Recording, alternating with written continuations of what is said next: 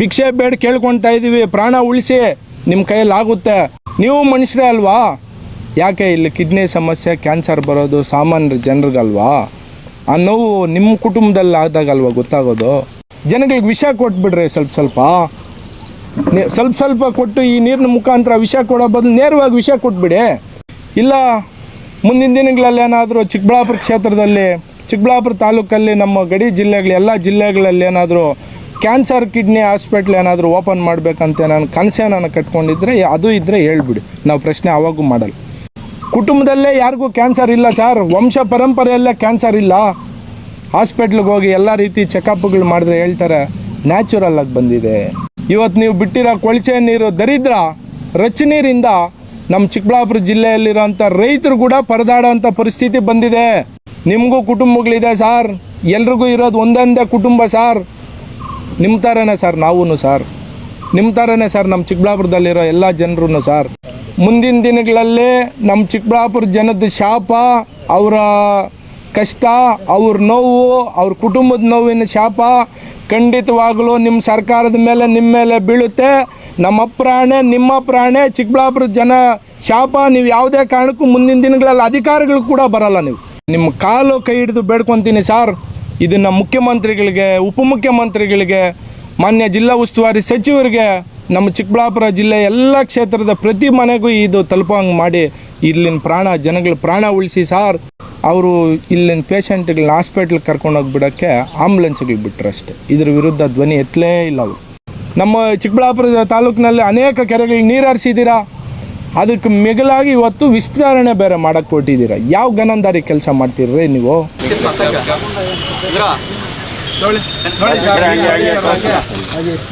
ನೀರು ನೋಡಿ ಸರ್ ಒಂದ್ಸಲ. ಇವತ್ತಿನ ದಿನ ನಾನು ನೀರಲ್ಲಿ ಇಳ್ದಿದ್ದೀನಿ, ಸ್ವಲ್ಪ ಸೈಡ್ ಮಾಡ. ನನಗೇನಾದರೂ ಚರ್ಮ ಕಾಯಿಲೆ ಬಂದರೆ ನಾನೇನು ನೀರು ಕುಡ್ದಿಲ್ಲ, ಯಾಕಂದ್ರೆ ನನಗೆ ಗೊತ್ತು ನೀವು ಮಾಡಿರೋದು ಭಾಳ ಗನಂದಾರ ಕೆಲಸ. ಹಂಗಾಗಿ ನಾನು ಇವತ್ತಿನ ದಿನ ಈ ನೀರು ಕುಡಿಯಲ್ಲ.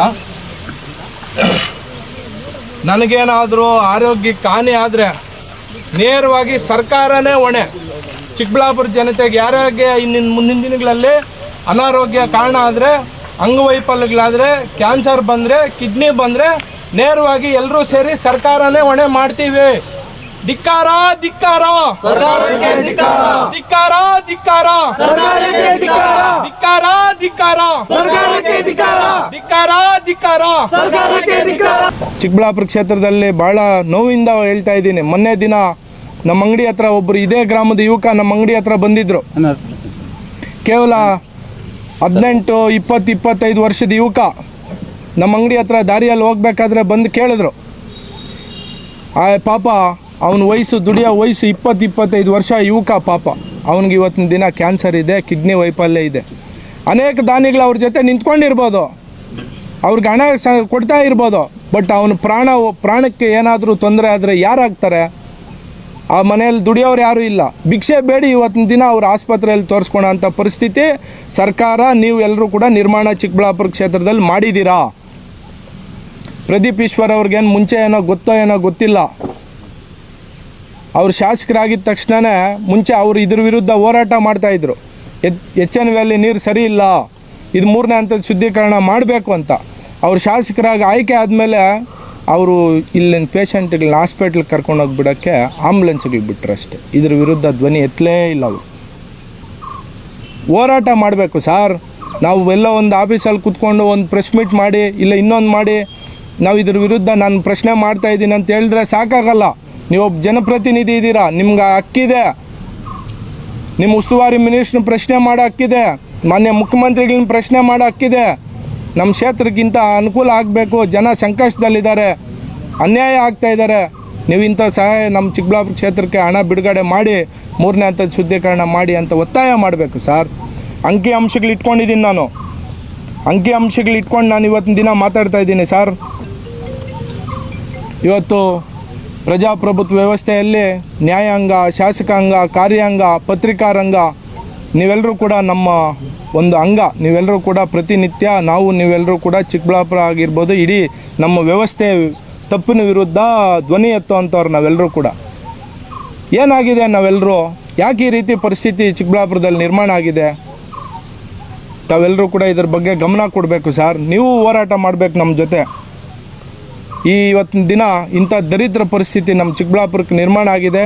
ನಾವೆಲ್ಲರಲ್ಲೂ ಕೂಡ ಮನವಿ ಮಾಡ್ತೀವಿ. ಆಮೇಲೆ ಸರ್, ಒಂದು ಸಲ ಅಧಿಕಾರಕ್ಕೆ ಬಂದರೆ 100 ಕೋಟಿ 1000 ಕೋಟಿ ಆಸ್ತಿಗಳು ಬೇಗ ಬೇಗ ಬೇಗ ವೃದ್ಧಿ ಆಗಿಬಿಡ್ತವೆ. ದೊಡ್ಡ ದೊಡ್ಡ ಮನೆಗಳಲ್ಲಿ ಫಿಲ್ಟ್ರ್ಗಳು ಹಾಕ್ಸ್ಕೊಂಡು ಒಳ್ಳೊಳ್ಳೆ ಕಂಪ್ನಿಗಳು ನೀರುಗಳನ್ನೇ ಕುಡಿತಾರೆ ಅವರು. ನಾವು ನೀವೆಲ್ಲ ಲೋಕಲಲ್ಲಿ ಇದೇ ಗ್ರಾಮದಲ್ಲಿ ಪಕ್ಕದಲ್ಲಿ ಇಲ್ಲೇ ಇರೋರು ನಾವೆಲ್ಲ.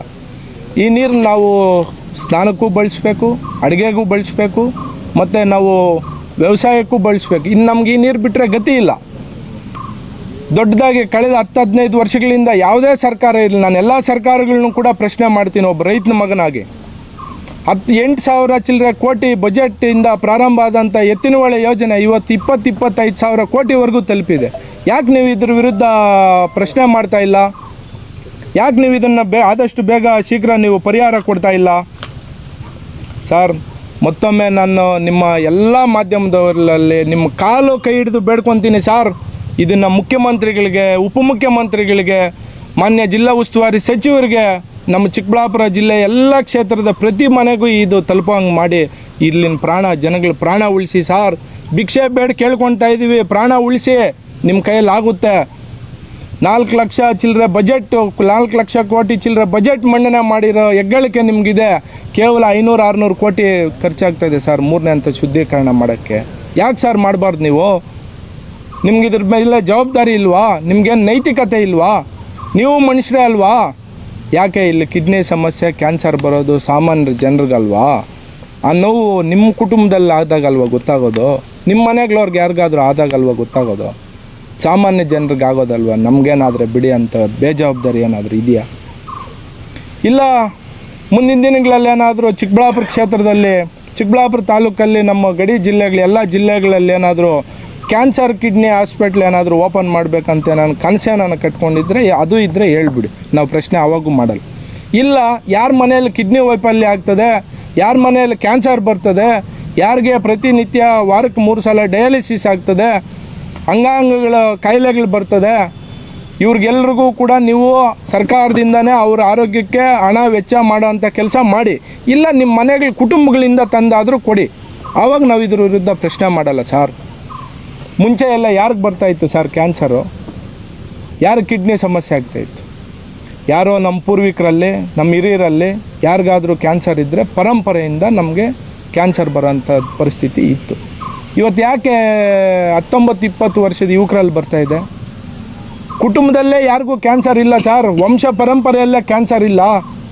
ಹಾಸ್ಪಿಟ್ಲಿಗೆ ಹೋಗಿ ಎಲ್ಲ ರೀತಿ ಚೆಕಪ್ಗಳು ಮಾಡಿದ್ರೆ ಹೇಳ್ತಾರೆ ನ್ಯಾಚುರಲ್ಲಾಗಿ ಬಂದಿದೆ, ನೇಚರಿಂದ ಬಂದಿದೆ, ನೀವು ಸೇವಿಸ್ತಾ ಇರೋಂಥ ಆಹಾರಗಳಿಂದ ಬಂದಿದೆ. ಇವತ್ತು ನೀವು ಬಿಟ್ಟಿರೋ ಕೊಳಚೆ ನೀರು, ದರಿದ್ರ ರಚ ನೀರಿಂದ ನಮ್ಮ ಚಿಕ್ಕಬಳ್ಳಾಪುರ ಜಿಲ್ಲೆಯಲ್ಲಿರೋಂಥ ರೈತರು ಕೂಡ ಪರದಾಡೋಂಥ ಪರಿಸ್ಥಿತಿ ಬಂದಿದೆ. ಚಿಕ್ಕಬಳ್ಳಾಪುರ ಜನದ ಹಣ್ಣು ತರಕಾರಿಗಳನ್ನು ಬೇರೆ ಕಡೆ ಬೇರೆ ರಾಜ್ಯಗಳಲ್ಲಿ ಖರೀದಿ ಮಾಡೋಕ್ಕೂ ಕೂಡ ಭಯ ಬೀಳ್ತಾ ಇದ್ದಾರೆ. ನೀವು ಇದೇ ರಚನೀರನ್ನ ಚಿಕ್ಕಬಳ್ಳಾಪುರಕ್ಕೆ ಹರಿಸ್ತಾ ಇದ್ದರೆ ನಮ್ಮ ಜಿಲ್ಲೆಯಲ್ಲಿರೋ ಜನರು ಹೆಂಗಪ್ಪ ನಾವು ಜೀವನ ಮಾಡೋದಂತ ಭಯದ ವಾತಾವರಣದಲ್ಲಿದ್ದಾರೆ ಸಾರ್. ದಯವಿಟ್ಟು ಅರ್ಥ ಮಾಡ್ಕೊಳ್ಳಿ ಸಾರ್. ನಿಮಗೂ ಕುಟುಂಬಗಳಿದೆ ಸಾರ್, ಎಲ್ರಿಗೂ ಇರೋದು ಒಂದೊಂದೇ ಕುಟುಂಬ ಸಾರ್. ನಿಮ್ಮ ಥರನೇ ಸರ್ ನಾವೂ ಸರ್, ನಿಮ್ಮ ಥರನೇ ಸರ್ ನಮ್ಮ ಚಿಕ್ಕಬಳ್ಳಾಪುರದಲ್ಲಿರೋ ಎಲ್ಲ ಜನರೂ ಸರ್. ಯಾಕೆ ಸರ್ ರೈತರು ಅಂದರೆ ನಿಮ್ಗೆ ಧೋರಣೆ? ಯಾಕೆ ಸರ್ ಸಾಮಾನ್ಯ ಜನರನ್ನು ನೀವು ಖಂಡನೆ ಮಾಡ್ತೀರಾ? ನಿಮಗೇನು ಒಂಚೂರು ಪರಿಜ್ಞಾನನೇ ಇಲ್ವಾ? ಇದೇ ರೀತಿ ತಾವು ಮುಂದುವರಿಸ್ಕೊಂಡು ಹೋದರೆ ಖಂಡಿತವಾಗಿ ನಾನು ಇವತ್ತು ನಿಮ್ಗೆ ಹೇಳ್ತಾ ಇದ್ದೀನಿ, ಮುಂದಿನ ದಿನಗಳಲ್ಲಿ ನಮ್ಮ ಚಿಕ್ಕಬಳ್ಳಾಪುರ ಜನದ ಶಾಪ, ಅವರ ಕಷ್ಟ, ಅವ್ರ ನೋವು, ಅವ್ರ ಕುಟುಂಬದ ನೋವಿನ ಶಾಪ ಖಂಡಿತವಾಗಲೂ ನಿಮ್ಮ ಸರ್ಕಾರದ ಮೇಲೆ, ನಿಮ್ಮ ಮೇಲೆ ಬೀಳುತ್ತೆ. ನಮ್ಮ ಪ್ರಾಣೆ, ನಿಮ್ಮ ಪ್ರಾಣೆ, ಚಿಕ್ಕಬಳ್ಳಾಪುರ ಜನ ಶಾಪ. ನೀವು ಯಾವುದೇ ಕಾರಣಕ್ಕೂ ಮುಂದಿನ ದಿನಗಳಲ್ಲಿ ಅಧಿಕಾರಿಗಳು ಕೂಡ ಬರಲ್ಲ. ನೀವು ಜನ ಎಲ್ಲ ಗಮನಿಸ್ತಾರೆ ಸಾರ್.